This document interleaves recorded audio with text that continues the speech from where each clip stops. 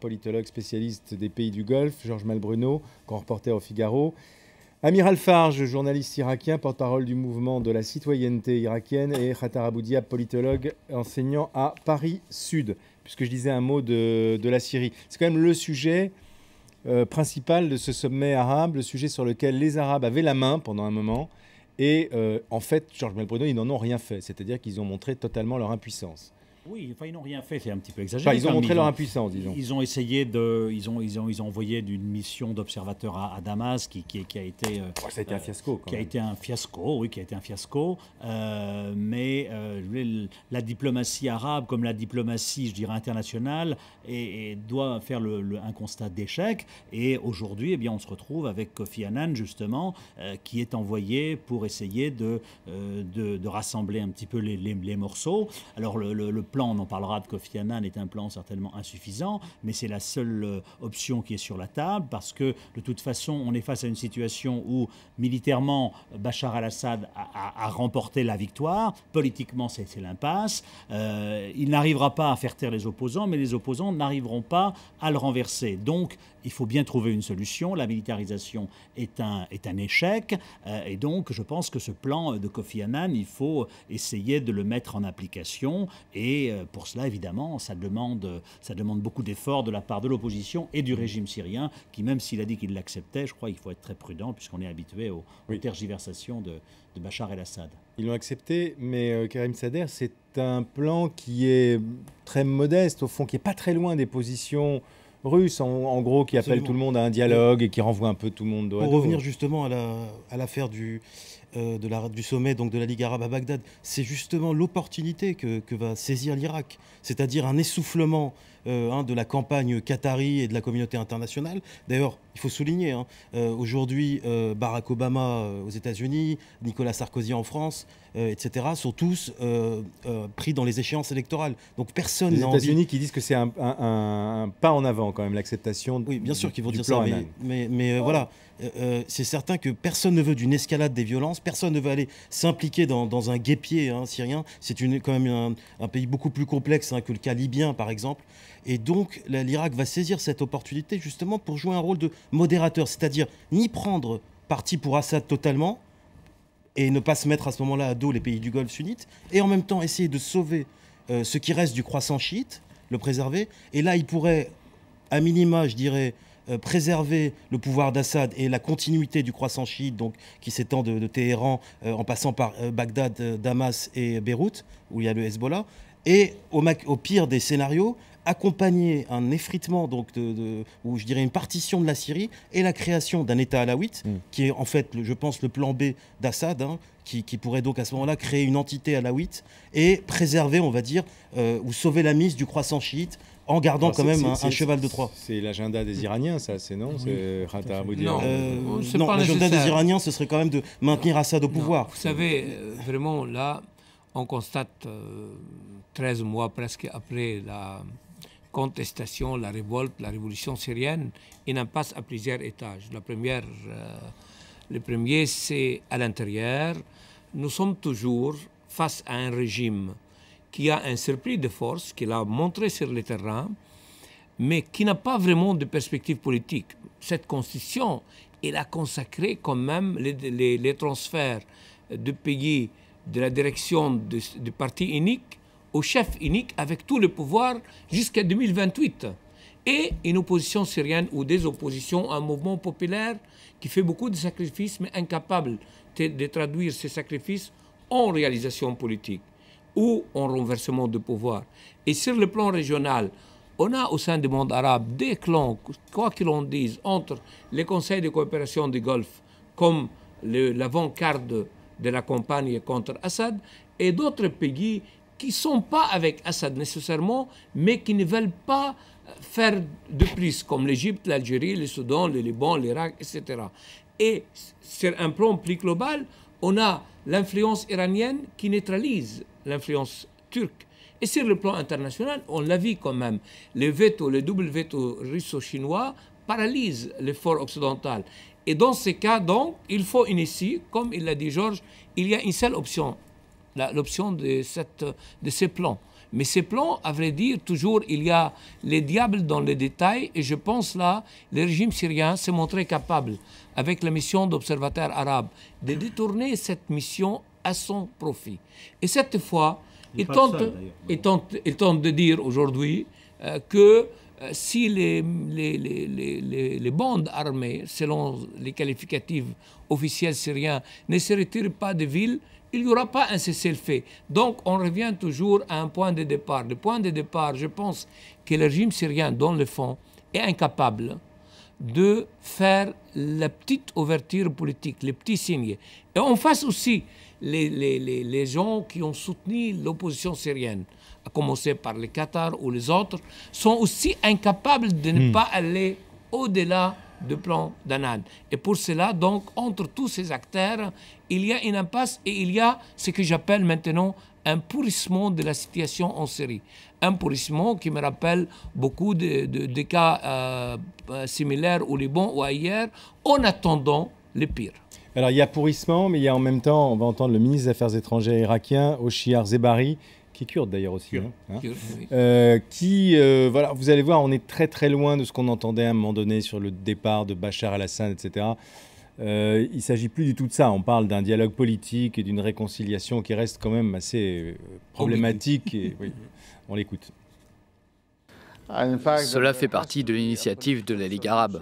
Il doit y avoir une solution politique avec des changements constitutionnels fondamentaux pour un transfert pacifique du pouvoir. Ce doit être un processus mené par les Syriens eux-mêmes, mais avec l'aide de la communauté internationale, jusqu'à la tenue d'élections sous contrôle international. Nous devons parvenir à un consensus, mais nous n'avons pas à dicter aux Syriens le genre de dirigeants qu'ils doivent avoir ou pas. What kind of a president or a leader they should have. Voilà, le ministre des Affaires étrangères irakien. On n'est pas très loin de ce que dit Sergei Lavrov, par exemple, ce que disent les Russes. C'est intéressant de voir dans le discours, justement, c'est que l'Irak est quand même plongé dans un dilemme. C'est vrai qu'il faut sauver la mise en Syrie, il ne faut pas rompre le croissant chiite, etc. Mais d'un autre côté, les Irakiens ne peuvent pas cautionner une dictature, étant eux-mêmes issus, surtout le pouvoir chiite, du renversement d'une dictature. Donc, quelque part, Nouri al-Maliki, le gouvernement irakien, a mis de l'eau dans son vin. Et à plusieurs reprises, ils ont dit qu'ils étaient favorables à un changement. Alors, il y a un deuxième enjeu important par rapport à l'Irak, c'est qu'au-delà de l'agenda iranien auquel est soumis le gouvernement irakien, c'est que si les sunnites s'emparent du pouvoir à Damas et prennent le contrôle de la Syrie voisine, ça va inspirer un printemps sunnite en Irak. Puisque les Syriens, il y a une continuité territoriale avec les sunnites syriens et irakiens, et déjà il y a des velléités autonomistes de la part des provinces, des gouvernorats sunnites irakiens. Donc tout ça, ça peut encourager une partition de l'Irak. Il faut signaler aussi qu'il y a quand même un certain nombre de personnes d'Irak qui sont parties combattre en Syrie. Les Américains sont assez inquiets et ils redoutent... Les deux parties. Hein. Des deux parties, oui, mais effectivement, il y a des chiites qui sont allés combattre aux côtés du régime de Bachar el-Assad, mais il y a aussi beaucoup de sunnites, de djihadistes que les Américains connaissaient, traquaient en Irak, qu'ils ont retrouvés à Damas, et ce qui les rend extrêmement prudents sur l'option notamment de la militarisation. Je crois qu'il y a aussi cet aspect-là. L'Irak, de toute façon, n'a pas de position unie sur la Syrie, parce que vous avez les sunnites qui, évidemment, défendent la révolution syrienne, et vous avez les chiites qui défendent le pouvoir, et les Kurdes. Mais il y a aussi cet aspect qu'on oublie souvent. C'est très difficile d'avoir une politique arabe dans ces contextes. C'est très difficile. Il y a aussi ce qu'on oublie souvent, c'est que beaucoup de ces leaders irakiens ont été abrités, Al-Maliki, Talabani, ont tous été abrités à Damas, ont reçu des passeports diplomatiques syriens. Donc il y a une espèce de reconnaissance. Mais pour revenir au dossier syrien, je veux dire, vous parliez d'échec c'est surtout l'échec de la diplomatie internationale aujourd'hui, parce que effectivement, le régime de Bachar el-Assad est absolument odieux, mais on a sous-estimé, en tout cas, on a voulu sous-estimer, parce que moi je suis convaincu, en France notamment, on connaissait le degré de férocité de ce régime, parce qu'on a été amis, ennemis depuis 40 ans, on le connaît très très bien, on a sous-estimé sa capacité de résistance, et tout de suite on est grimpé très haut dans l'arbre, et aujourd'hui on se retrouve avec un pouvoir qui est là, qui qui va rester au pouvoir au cours des prochains mois et avec lequel il faudra sans doute discuter. Mais évidemment, on est allé tellement loin dans l'invective, dans le rejet, que eh bien, ça pose un problème. Je dirais avec la farouche détermination de la Russie, qui, après le précédent libyen, n'a pas du tout envie de voir de nouveau des islamistes prendre le pouvoir à Damas. Et ça, c'est quelque chose qui inquiète les Russes. J'ai l'impression que Tawfik Jayed nous entend à Bagdad, qui veut intervenir. Tawfik ? Oui, Sylvain, je vais vous donner une info parce que je vous écoute depuis tout à l'heure. C'est que le ministre des Affaires étrangères syrien devait venir avant ce sommet arabe à Bagdad. On lui a conseillé de venir après le sommet. Chacun essaye de tirer profit de cette présidence irakienne. L'Irak ne peut obtenir une caution arabe qu'une fois qu'il commence à jouer le rôle d'intermédiaire. Et Bagdad tient à jouer ce rôle d'intermédiaire dans l'affaire syrienne. La Syrie essaie de bien préparer le terrain à la présidence de l'Irak, parce que le souci de la Syrie actuellement, c'est de se débarrasser de la présidence du Qatar de la Ligue arabe. Donc, que l'Irak soit à la tête de la Ligue arabe, c'est une manière pour la Syrie d'essayer d'assouplir ses positions, parce que la position du Qatar, comme ça a été dit par les invités, a été très dure. Et là, maintenant, la Syrie compte justement sur l'Irak. Or, le rôle de l'Irak sera d'une portée symbolique et tout va se décider au Caire, tout va se décider peut-être dans une autre capitale arabe, parce que pour des raisons de sécurité, on ne pourra pas venir souvent à Bagdad. Ce qui explique peut-être effectivement ce geste que semblent faire les Syriens en acceptant le plan Annan. Voilà. Hein, oui, absolument. Si on est monté quand même, Georges Malbruno disait on est monté très vite dans l'arme, mais enfin c'est quand même pour faire face à une situation qui était, on le dit aujourd'hui, qu'on en est à 9000 morts quand même. Oui, il y a beaucoup d'hypocrisie dans cette affaire. Il y a beaucoup d'hypocrisie car enfin, Kadhafi n'est pas allé même massacrer Benghazi. Il disait qu'il allait massacrer Benghazi, il n'a pas envoyé de division, il a envoyé une petite colonne et tout de suite, la conscience internationale s'est réveillée. Et peut-être il y avait d'autres enjeux dans l'affaire Kadhafi. Kadhafi était un grand menteur. Et en même temps, il y avait un problème à cause de la proximité de l'Europe. Il y a un enjeu pétrolier, enjeu d'immigration clandestine, etc.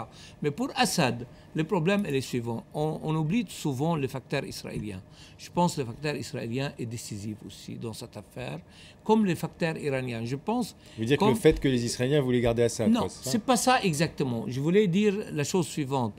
Il y a un échec de la diplomatie internationale car c'est sûr, on a sous-estimé la capacité de la résistance du régime syrien, mais aussi on a sous-estimé l'influence des facteurs régionaux dans cette affaire. Cette affaire est surtout une affaire israélienne comme une affaire iranienne, affaire arabe et affaire turque. Et pour cela, il y a beaucoup d'éléments qui jouent en faveur du statu quo. Ce n'est pas nécessairement en faveur du régime d'Assad, car ce régime, il a perdu beaucoup de ses cartes, beaucoup de ses moyens de nuisance, beaucoup de ses atouts. Il n'est pas utile pour beaucoup d'acteurs. Mais on garde le statu quo en attendant un autre dossier, à mon avis, qui est plus important. On attend les négociations autour du dossier nucléaire iranien au mois d'avril. On attend l'alternative, comment elle va se dessiner en Syrie. On attend tous ces éléments avant de prendre des décisions. Et ça tombe exactement avec l'année électorale aux États-Unis et en France, ce qui retarde les prises de décisions. C'est vrai qu'il faut insister qu'il y a une prudence particulièrement importante dans le cas syrien qui contraste avec la campagne en Libye. Et je dirais, je le disais tout à l'heure, il y a la prudence. On est dans des sommets de réel politique là. Hein. Voilà, il y a la prudence de la part des Israéliens qui sont extrêmement sceptiques. C'est extrêmement complexe, avec une mosaïque confessionnelle, c'est l'Irak, et puis ça n'est pas les voisinages. Et puis surtout avec le recul. Et la capacité de nuisance de Bachar el-Assad est 10 fois supérieure à celle de Muammar Kadhafi. Et ça, on la connaissait avant même d'entamer ce conflit. Donc je pense qu'on aurait dû être un peu plus réaliste sur les positions qu'on adoptait et miser sur des gens qui sont peut-être plus représentatifs de l'opposition syrienne que ceux qui sont... Parce qu'avec le recul, on a bien réalisé aussi que, après la campagne libyenne, ce sont des pouvoirs islamistes qui sont en train d'être mis en place avec le soutien du Qatar.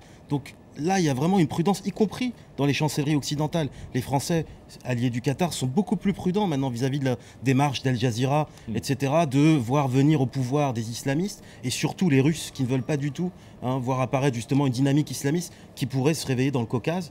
Et c'est quelque chose qui est un scénario qui va l'éviter. Si je vous entends, et particulièrement ce que dit à l'instant Khattar Abou-Diab, en gros, c'est... La conclusion, c'est définitivement la fiction de ce qu'est la Ligue arabe, au fond. puisque... Oui, il n'y a pas de Ligue arabe. Écoutez, dans l'affaire libyenne, on a beaucoup surestimé l'affaire arabe. Dans l'affaire libyenne, c'est l'Occident qui a décidé et la Ligue arabe s'est servie comme d'une couverture. Et il y avait à ce moment l'affaire de Bahreïn. Il ne faut pas oublier. Donc l'Arabie saoudite, derrière les coulisses, et les Qatar, au devant des coulisses, ils ont négocié quoi? L'entrée de l'Arabie saoudite au Bahreïn contre la compagnie libyenne.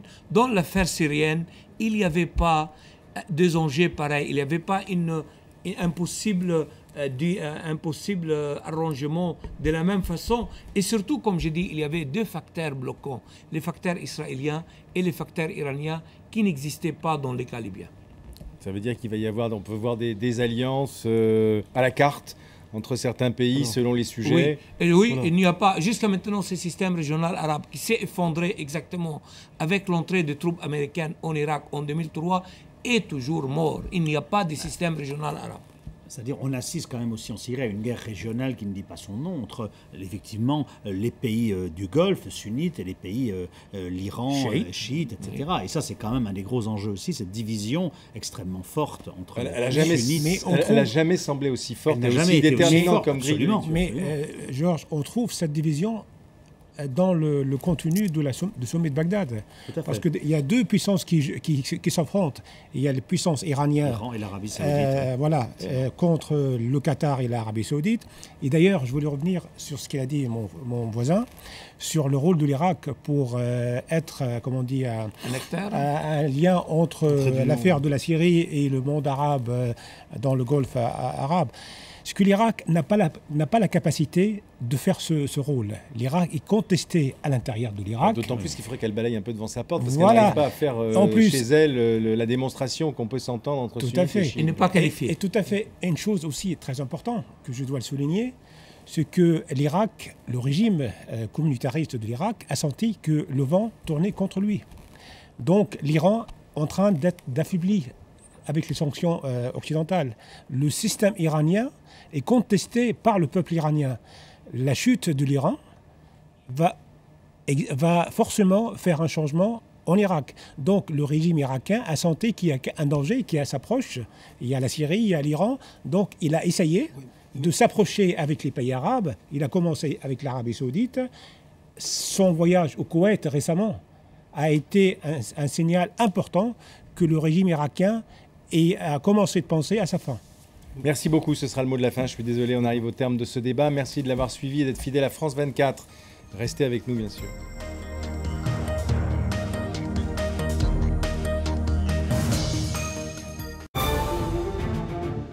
Cette campagne, elle trahit l'intérêt véritable des Français. L'écologie, c'est la solution à nos problèmes. Ce n'est pas un problème. Peuple de France, mettez à Nicolas Sarkozy un carton rouge. Soyez là et nous réussirons le changement.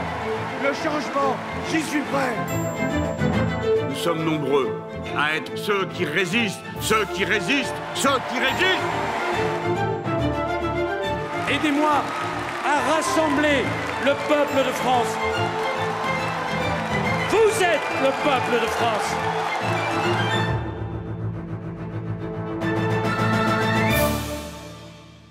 Présidentielle 2012, à suivre en direct sur France 24. Retrouvez tout France 24 sur france24.com. 24 heures sur 24, où que vous soyez, connectez-vous sur notre site internet tout en images. En français, en anglais, en arabe, c'est sur france24.com.